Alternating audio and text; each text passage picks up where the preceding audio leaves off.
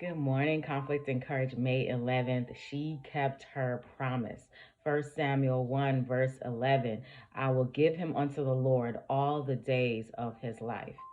Elkanah, a Levite of Mount Ephraim, was a man of wealth and influence, and one who loved and feared the Lord. His wife Hannah was a woman of fervent piety, gentle and unassuming. Her character was marked with deep earnestness and a lofty faith. The blessing so earnestly sought by every Hebrew was denied this godly pair. Their home was not gladdened by the voice of childhood, and the desire to perpetuate his name led the husband, as it had led many others, to contract a second marriage. But this step, prompted by a lack of faith in God, did not bring happiness.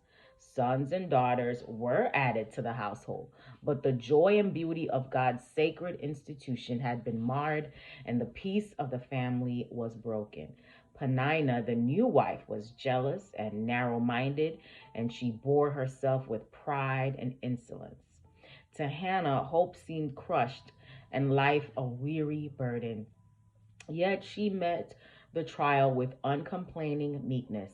The burden which she could share with no earthly friend, she cast upon God.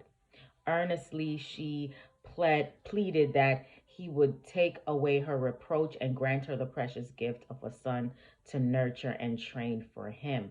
And she made a solemn vow that if her request were granted, she would dedicate her child to God even from its birth.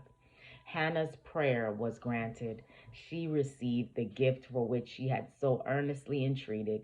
As she looked upon the child, she called him Samuel, asked of God.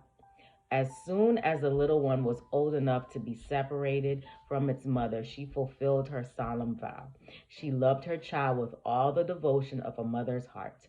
Day by day, her affections entwined about him more closely as she watched his expanding powers and listened to the childish prattle. He was her only son, the especial gift of heaven. Reminds me of Jesus. But she had received him as a treasure consecrated to God, and she would not withhold from the giver his own. Faith strengthened the mother's heart, and she yielded not to the pleadings of natural affection. Hope you have a great day today. Live courageously.